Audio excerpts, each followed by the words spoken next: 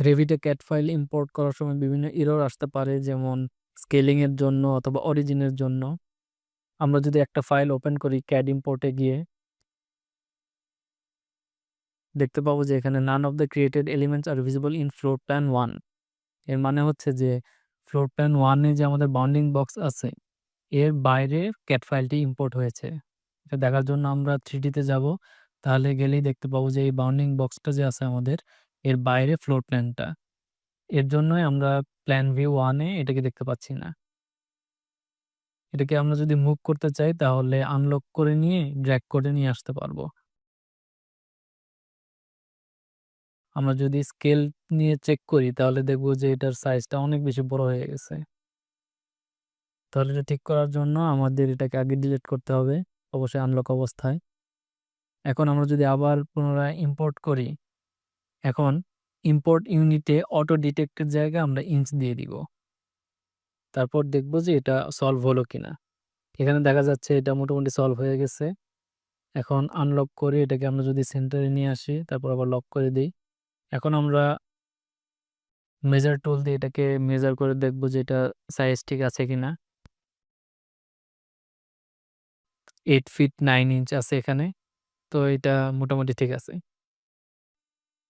এরকম ইররের ক্ষেত্রে যদি ইউনিটটা আমাদের চেঞ্জ করতে হয়, আমরা চেঞ্জ করে দেখব যে প্রবলেম রিজলভ হয় কিনা। আর ইম্পোর্ট করার সময় আমরা এখানে ইম্পোর্ট ইউনিটে চেক করে দেখব যে সবকিছু আমাদের ঠিক আছে কিনা। এরকম এরর অরিজিন অথবা সেন্টারের কারণেও হতে পারে। যেমন আমরা যদি অন্য একটি ফাইল ওপেন করি, এখানে ইম্পোর্ট ইউনিট ইঞ্চ রাখার পরেও যদি ওপেন করা হয় তাহলে দেখবো যে সেম ওয়ার্নিং আসতেছে। এখন যদি আমরা 3D-তে যাই তাহলে দেখবো যে সেম ভাবেই এটা অনেক দূরে চলে গেছে। তো এটাকে আমরা চাইলে ড্র্যাগ করে আবার মাঝখানে নিয়ে আসতে পারি।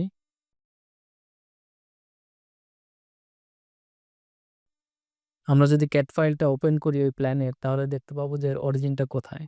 এই যে XY কার্সরের মতো এটাই হচ্ছে মূলত অরিজিন এই প্ল্যানটার।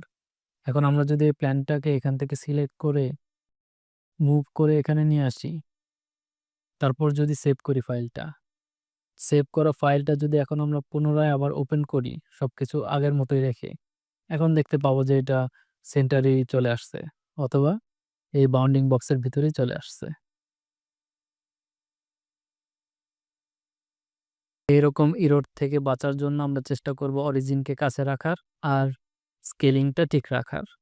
ইম্পোর্ট করার সময় আমরা অবশ্যই চেক করব যে আমাদের ইম্পোর্ট ইউনিটটা ওকে আছে কিনা। রেভিটে ইম্পোর্ট করার জন্য যে ক্যাট ফাইলটা আমরা ইউজ করব, সেটাকে আমরা চেষ্টা করব যে আশেপাশে যেন এক্সট্রা কোনো অবজেক্ট না থাকে।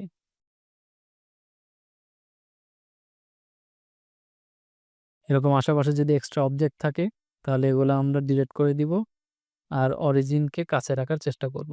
এরকম ফাইল রেভিটে ইম্পোর্ট করলে আশা করি কোনো প্রবলেম হবে না।